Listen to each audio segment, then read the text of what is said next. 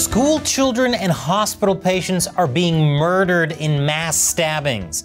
Motive? Seeking revenge on society. Welcome to China Uncensored. I'm Chris Chappell.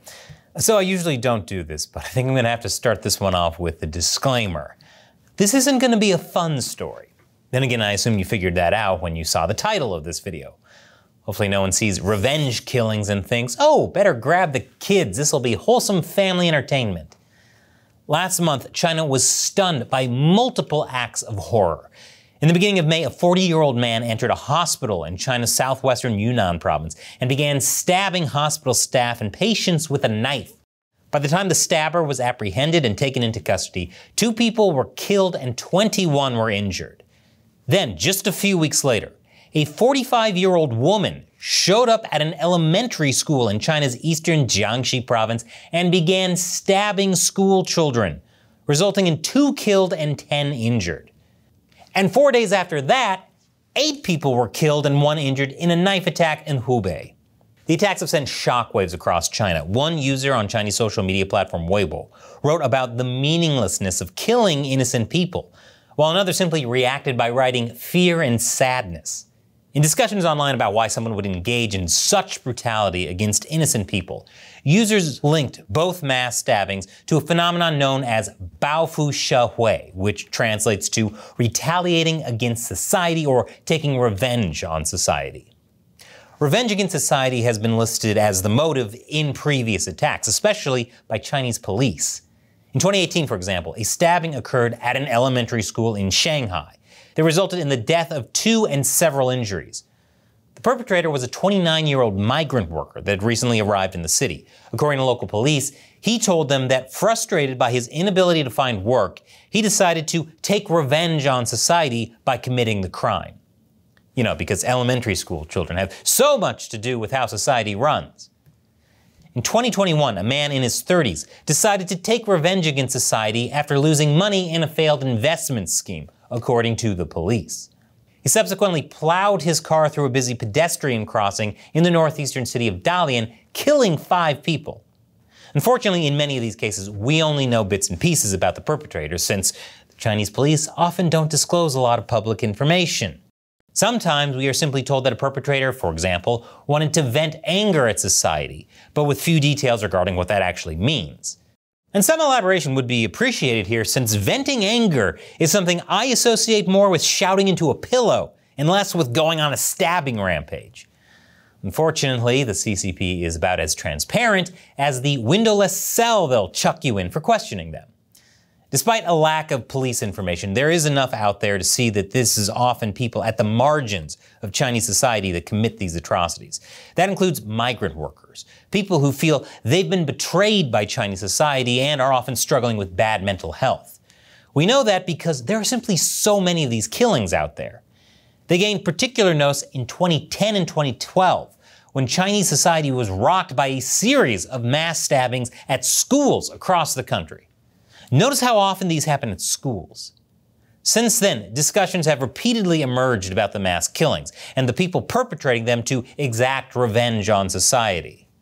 And like anything else that draws a crowd in China, this has immediately attracted the attention of Chinese authorities. Many of the perpetrators have been executed, and coverage of attacks have been censored across the media landscape, officially out of fear that copycat attacks might occur. Of course, none of that is actually keeping people safe. And that's because the core problem is the CCP has ruined China. Rampant corruption has made life impossible for all but the party elite. At the end of 2023, a top Chinese economist revealed nearly 1 billion people were living off less than $300 a month. Authorities quickly censored his report. That kind of poverty is a direct result of communist policies. To give you an idea of what this is like, let's say you're someone who's been born and raised in rural China. There's a fair chance that you grew up in poverty because despite years of prioritizing rural poverty alleviation, millions of rural residents continue to struggle with lower standards of living. But to improve your circumstances, you decide to move to one of China's East Coast cities in the hope of finding better opportunities. After all you need is some grit and hard work and you can accomplish anything.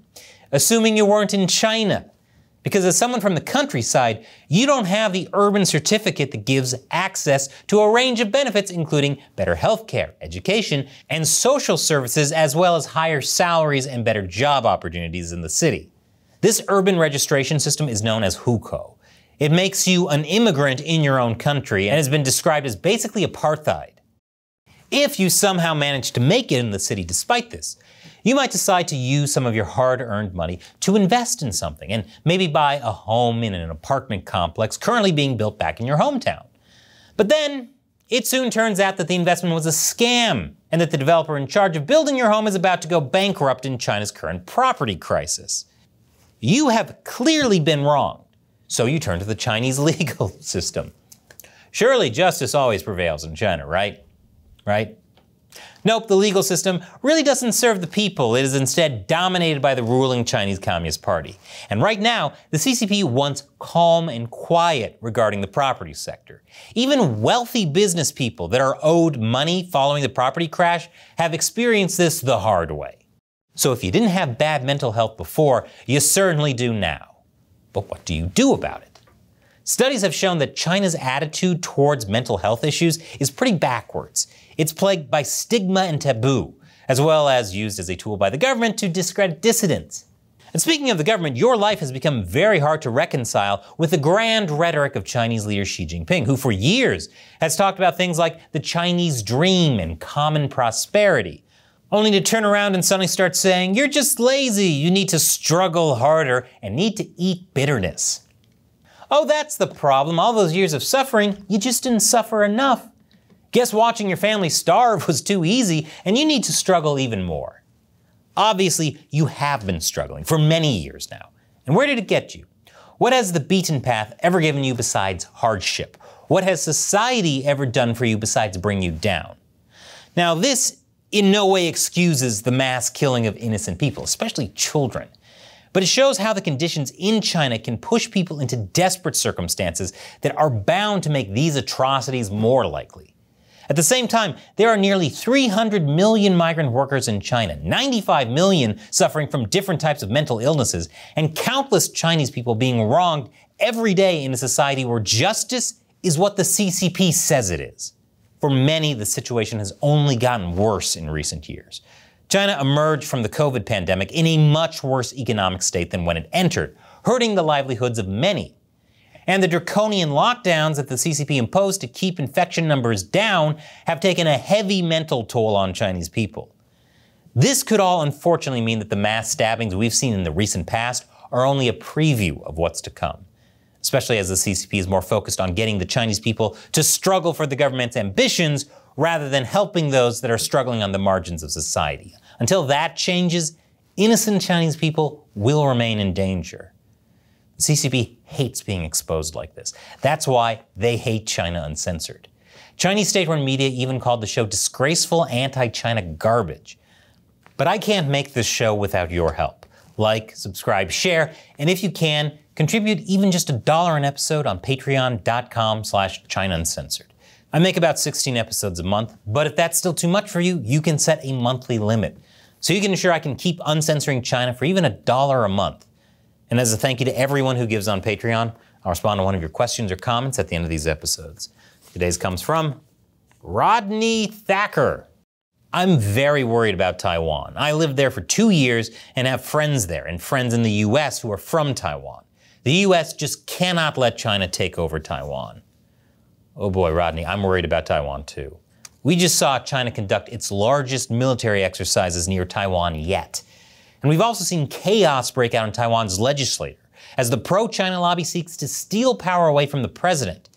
Not to mention the former head of the pro-China lobby meeting directly with Xi Jinping to talk about surrender. And if China does take Taiwan, it will be very bad. I made a whole episode about it recently. I'll put a link to that below. Basically, Taiwan would become another Xinjiang.